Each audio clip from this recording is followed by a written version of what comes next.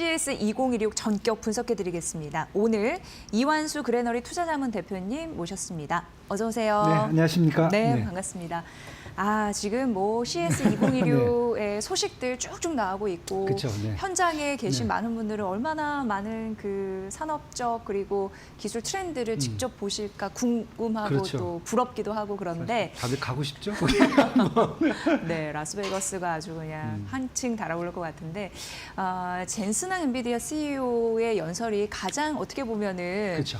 주목됐었는데 이거 현대차가 뒤집은 거 아닌가 이런 생각도 들긴 합니다만 일단 젠슨한 CEO의 연설 네. 어떻게 보셨습니까? 일단 뭐 젠슨항 CEO의 연설은 저는 이제 이번에 CES 2016이 네. 사실 이제 모토가 이노베이터스 쇼업이거든요. 네. 그러니까 뭔가 이제 앞으로 이제 AI에 대한 제품을 좀 보여달라. 그래서 뭐 피지컬 AI라든지 공간 컴퓨팅, 그 다음에 디지털 헬스, 그다음에 모빌리티, 스마트 홈에 대해서 뭔가 새로운 제품들이 좀 나오지 않겠는가. 네네네. 이런 이제 기대감 좀 출발을 했고요. 여기에 맞춰서 젠슨항 대표가 뭐 이제 사실 개막 전에 이제 사실 발표를 하신 거거든요. 이 부분은 저는 똑같이 이런 부분들 이 CS 2016이 갖고 있는 모토를 그대로 좀 보여준 게 아닌가. 그래서 어떤 분 입장에서는 이건 너무 좀 밍밍한데 그렇게 생각할 수도 있고. 맨 처음에 그랬어요. 그렇죠. 네, 어떤 분 입장에서는 이게 이제 제대로 지금 그 다음 업데이트된 버전이 아닌가. 왜냐하면 2025년에서는 피지컬 AI가 뭔지에 대해서 로드맵을 일단 준 거거든요. 네네. 그런데 이번 기회에서는 이제 피지컬 AI 사회가 뭔가. 예. 그러니까 지난번에는 사실 저희들이 사실 AI에 대한 전반적인 인프라라든지 이런 것들이 사실 플랫폼이라든지 이런 것들이 가장 크게 적용이 됐다라 그러면 이번에는 그 플랫폼이라든지 인프라를 기반으로 해서 앞으로 AI 사회가 어떤 모습으로 갈 건지를 보여주는 게 아마 이번에 CES 2016이라고 보시면 될 것 같고요. 그래서 젠슨항 대표가 지금 뭐 보시면은 일단 뭐 가장 큰 게 기대했던 게 이제 피지컬 AI가 도대체 어떤 것으로 나올까? 왜냐하면 작년에는 이제 코스모스라는 이제 피지컬 AI 플랫폼을 이제 뭐 보여주시면서 제슨 토르라는 그런 이런 조그만 제품도 하나 사실 이제 보여줬었어요. 그런데 이번에는 이제 보셨던 뭐 많이 보셨겠지만 지금 뭐 방금 전에 보셨겠지만 이런 조그만 오리 같은 로봇도 하나 왔다 갔다 하고 그다음에 좀 우리가 봤을 때 작년에 봤던 그런 로봇들이 아니라 진짜 실생활에서 우리가 필요한 로봇들이 딱 보여주고 여기에 맞춘 이제 로봇 플랫폼을 그대로 이제 구현해주겠다. 여기다가 자율주행 자동차도 아마 엔비디아 칩을 꽂은 자동차가 나오겠다 이렇게까지 얘기했거든요.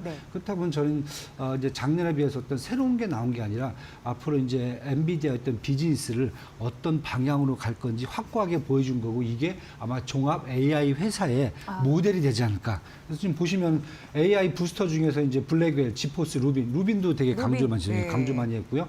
올해부터 이제 루빈이 이제 제대로 나온다고 하고 있고요. 그다음에 일반 AI 플랫폼이죠. 쿠다 같은 경우도 지금 계속 더 업그레이드를 하겠다라고 얘기를 했고요. 그다음에 피지컬 AI 플랫폼인 코스모스, 특히 제슨 토르를 더 자율주행 영역까지 더 확대해갖고 구체적으로 청사진을 제시했기 때문에 저는 이제는 엔비디아가 어떻게 보면 사실 삼성전자하고 좀 비슷해지지 않을까. 삼성전자 가전제품을 사실 다 만들면서 일반 사회에 우리나라 모든 사람들의 이 생활에 다 녹여 들어가 있는 회사잖아요. 그런데 엔비디아가 지금까지는 이제 B2B 특히 이제 기업들 위주로 했다 그러면은 앞으로는 일반 개인들 B2C까지 들어올 수 있는 그러한 로드맵을 제시한 게 아닌가 이렇게 측면에서 본다라고 하면 저는 지난해보다 업그레이드된 얘기를 했다라고 보셔야 될 것 같아요. 그래서 어떤 분은 뭔가 좀 새로운 게 나와야 되는데 왜 오리 한 마리 나와갖고 이게 왔다 갔다 하고 있어 이러면 사실 불만이 있을 수 있는데 지금 사회는 저는 이렇게 봅니다. 플랫폼에서 AI 플랫폼에서 인프라에서 이제 AI 사회 소사이티로 넘어가는 과정을 제시하고 있다 이렇게 지금 보셔야 될 것 같습니다. 저희가 마켓나우 2부에서도 2026년도 머니 트렌드 이렇게 한번 분석해드린 적이 있는데 이제는 AI를 어떻게 보면 어떻게 활용할 것인가 그걸 굉장히 중요하게 볼 거라고 하는데 대표님이 딱 그 말씀해 주신 것 같아요. 그러니까 삼성전자가 종합 반도체 회사인 것처럼 엔비디아도 사실 이제 돈으로 먹으려면 다 점령을 해야 되잖아요. 다 해야죠. 개인들까지 해야죠. 그런 야심을 딱 보여준 2016 CS가 아니었나 이런 생각을 하게 되고 피지컬 AI는 올 한 해에 어딜 가든 이제 화두가 될 것 같은데 그게 이제 올해 자율주행 차든지 로봇으로 구현이 되면서 산업 현장 곳곳에 이제 배치가 될 것으로 보입니다. 그런 상황에서 현대차 아틀라스 로봇은 환호성이 터졌다고 하니까 꽤 괜찮은 점수를 받지 않았나는 생각이 드는데 어떻게 보셨어요? 아까 말씀하신 네. 제가 말씀드렸듯이 이제 사회에 이제 새로운 이제 로보틱스라는 자율주행 같은 것들이 다 적용이 될 거다라고 한 측면에서 본다면 네. 사실 현대차가 제시한 이제 플랫폼 플러스 이제 사실 아틀라스거든요. 아틀라스 같은 경우도 사실 상용화 단계라고 보셔야 될 것 같아요. 이 정도면은 그렇다고 보면은 앞으로 이제 로보틱스의 어떤 생태계라고 하는 저는 이제 얘기를 할 수가 있거든요. 이 생태계를 먼저 치고 나가는 게 지금 현대차가 아닐까. 왜냐하면 플랫폼 플러스 피지컬 로봇까지 다 나와 있는 상태니까요. 네. 그렇다 보면은 지금 현대차에서 얘기했던 부분이 뭐였냐면은 먼저 제조 환경에서 인간과 로봇을 협력을 시키겠다. 이게 1단계다.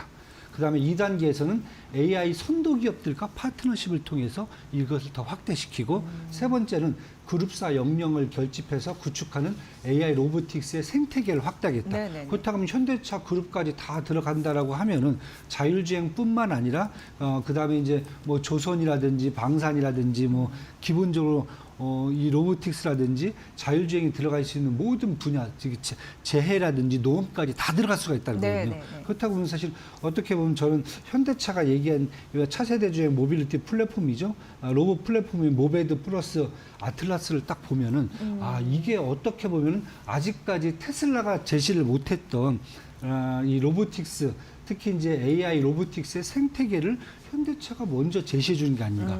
그렇다고 보면은 사실 지금 뭐 가장 큰 게 아틀라스 같은 경우에는 그 보스턴 다이내믹스 같은 게 사실 지금 상장을 되게 많이 기대를 하고 있거든요. 네네네. 그럼 가치 평가를 제가 보면은 역대 최대치 저는 뭐 스페이스 X보다 더 크게 받아야 될 그런 기업이 되지 않을까. 네. 예, 그런 생각까지 할 수 있을 것 같습니다. 네. 지금. 저희가 그 모베드 자막 나가서 말씀드리는데 이 차세대 자율주행 뭐라 그럴까요? 그 모빌리티 로봇 그쵸? 플랫폼이잖아요. 모빌리티 플랫폼이죠. 근데 굉장히 큰 상을 받았더라고요. 맞습니다. 이거는 이례적인 거 아닌가요? 네. 여태까지 사실 플랫폼들이 대부분 보시면은 뭐 테슬라 정도가 사실 모빌리티 플랫폼을 사실 제공해 주는 정도였고 그 이외에 모든 대부분 회사는 이제 추론이라든지 아니면 이제 학습에 관련돼 있는 이제 플랫폼을 제시를 했었거든요. 그리고 어떻게 보면 엔비디아도 지금 모빌리티 쪽 플랫폼을 제시를 하고 있지만 코스모스라는 이름을 제공했지만 자율주행 쪽보다는 사실 이제 로보틱스가 좀 피지컬 쪽이 좀 더 강했거든요. 그런데 현대차 같은 경우는 어차피 이 현대차 같은 경우에는 앞으로 자율주행 차를 갖고 간다라고 보면은 이런 상태로 본다면 테슬라에 부럽지 않은 그런 모빌리티 플랫폼을 먼저 구축하지 않을까. 네, 이렇게 지금 보여질 수 있을 것 같습니다. 네. 올해 이제 현대차가 장중에 33만 원 선까지 올라가더라고요. 8%까지 급등했다가 차익 실현 좀 하신 것 같아요. 다시금 50여 주 신고가 넘어서 갈 수 있을까요? 어떻게 보세요? 저는 이제 충분할 것 같아요. 근데 뭐 일단은 최근 들어서는 이제 미국과의 어떤 이제 무역적인 문제도 좀 정리가 좀 되고요. 그다음에 이제 전반적인 4분기 실적에 대한 기대감까지 다 섞여지면서 사실 사상 최고치를 이미 뚫고 올라온 상태에다가 이번에 이제 CES 2026에 관련돼 있는 이제 모빌리티 플랫폼까지 겹쳐진다라고 그러면은 잠깐 좀 숨고르기 한 다음에 저는 뭐 충분히 올해도 저는 지금 시장에서 전망치는 올해 현대차 같은 경우는 사실 영업이익 작년 2025년에 비해서 한 10%에서 15% 이상을 지금 더 보고 있거든요. 또 그 정도 본다면 최고치는 더 뚫고 올라가야 되지 않을까 이렇게 지금 보고 있습니다. 오늘 8% 올라가서 그때 못 팔았던 분 후회를 하고 계시다면 걱정하지 않으셔도 될 수 있다. 걱정하셔야 될 것 같아요. 저는 그런 좋습니다. 위안을 좀 안겨드립니다. 더 잘 가야죠. 우리나라 대표적인 기업으로서. 자, 그 외에도 오늘 뭐 인텔이나 AMD 여러 가지 강연도 이제 우리가 만나볼 수 있을 것 같아요. 어떤 게 주요 포인트일까요? 사실 뭐 AMD를 이제 먼저 보셔야 될 것 같고요. 리사수 대표가 이번에 또 개막 연설을 하세요.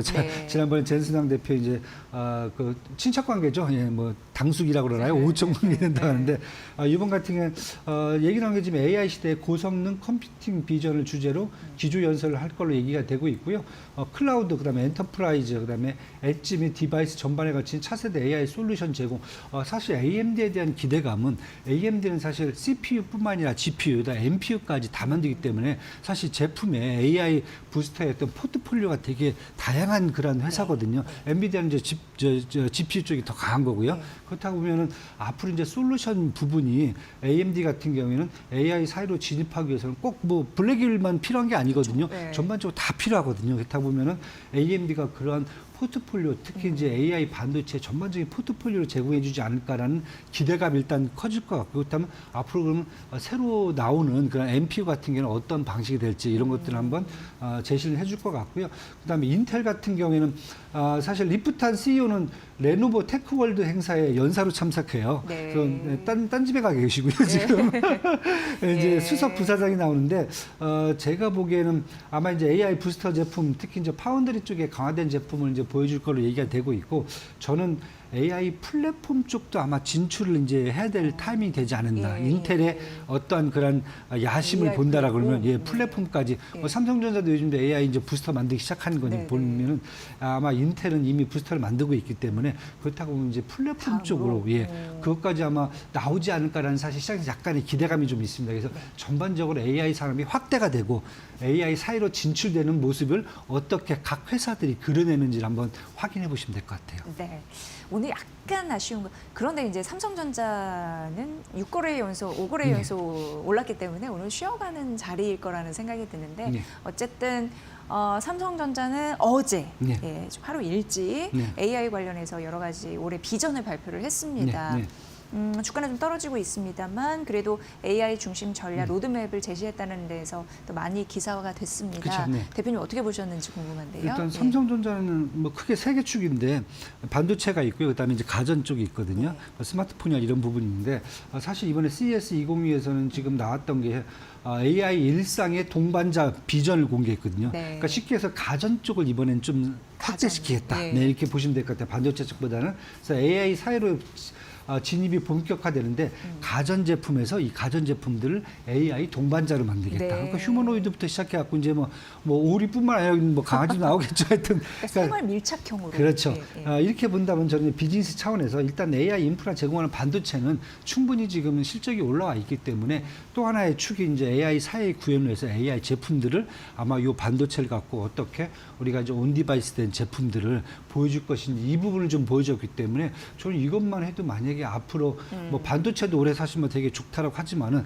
반면에 AI 제품까지 만약에 업그레이드가 된다라고 했을 경우에는 삼성전자는 올해 사실 어떻게 보면은 저희 시장에서 지금 보고 있는 게 뭐 4분기 지금 실적 발표도 지금 오늘 내일 하고 있는데 20조 원 영업이익 보고 있는데, 내년 2026년도 올해죠. 올해만 해도 아마 거의 100조 원 가능하지도 않을까라는 생각을 할 수 있는데, 그 부분이 결국은 또 가전제품도 해줘야 되거든요. 그래서 그런 부분까지 한번 생각을 해보신다면은, CES 2022에 삼성전자는 AI 반도체보다는 AI 제품 쪽에 먼저 치고 나가지 않았는가, 이렇게 지금 보여주면서 약간 LG가 좀 긴장을 해야 되지 않을까, 저는 이제 그런 생각을 좀 해볼 수 있을 것 같습니다. 네. 제품으로 탄생한다는 건 직접 쓰고 활용할 수 그렇죠. 있다는 네. 거니까 네. 이제 네. 눈에 보이는 거니까 사람들이 더 믿지 않을까 이런 생각이 들고, 맞습니다. 오늘 그 머니코드에서 말씀드렸지만 KB증권에서 목표주가 18만 원 제시되고 앞서서 CT에서는 20만 원으로 삼성전자 목표주가를 제시했다라는 점 말씀드리면서, 그리고 이제 오리, 뭐 강아지 말씀해 주셨지만 형태는 그런데 안은 이제 로봇이잖아요. 다 로봇이죠. 그게 이제 피지컬 AI의 네. 전형 아니겠습니까? 네. 근데 올해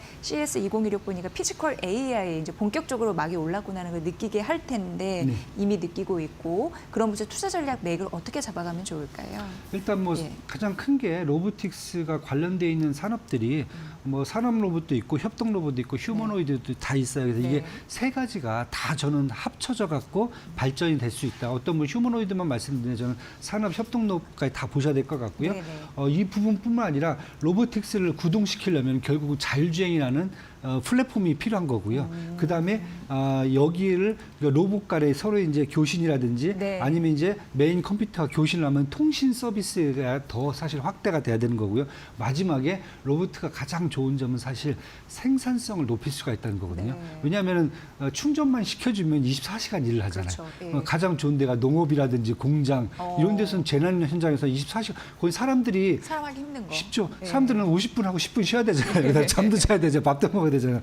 그렇다 보면 사실 충전만 하면 되니까 2차 전지까지 한번 보셔야 될 것 같아요. 저는 요즘 이제 말씀드리는 게 산업적으로 본다면은 뭐 일반 뭐 제조업뿐만 아니라 서비스업, 그다음에 재해, 그다음에 방산, 그다음에 농업, 의료 분야에서 분명하게 생산성이라는 확신을 가져올 수 있다.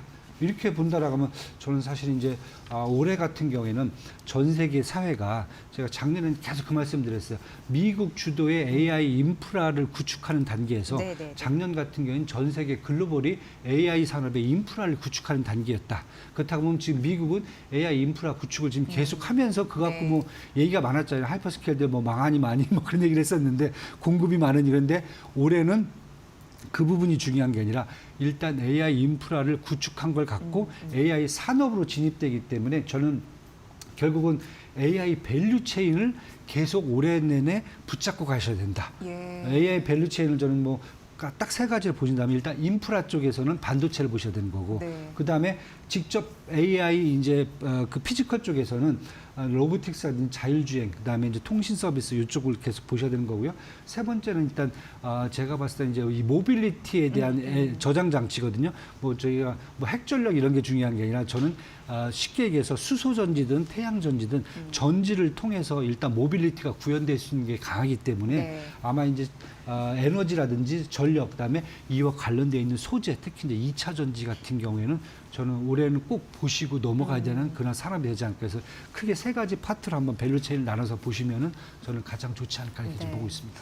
또 마지막으로 살짝 이제 궁금해지는 게 6시 엔비디아의 젠슨왕 CEO 연설이 있었잖아요. 네. 그 전을 이제 영상을 켜봤는데 거기서 이제 나오는 게 AI에서 가장 도움을 받을 수 있는 섹터가 또 제약바이오라는 맞습니다. 거예요. 근데 네. 앞서서 말씀해 주셨다시피 사람이 오랫동안 장기간 하기 어려운 것들, 제약바이오는 연구 데이터를 굉장히 많이 돌리고 네. 그거를 굉장히 다양한 경우의 수를 집약해가지고 이제 뭔가 결과를 도출한다는 점에서 AI 시대에 좀 먹힐 것 같거든요. 근데 그런 부분 두 마지막으로 가지가 저는 가능하다고 봐요. 예. 첫 번째는 이제 헬스케어 쪽에서 연구 분야가 사실 웬만한 연구 한번 하려면 10년 정도 제약 필요하거든요. 네. 그런데 AI 플랫폼을 통해서 했을 경우에 보통 3년, 4년까지 단축할 수 있다는 부분이 사실 저는 가장 큰 역할을 할 수 있을 것 같고요. 네. 두 번째는 다른 게 아니라 사실 의사분들이 계속 이 로봇들이 이제 앞으로 대체해서 의료용, 수술했을 경우에 수술. 24시간 할 수 있습니다. 예.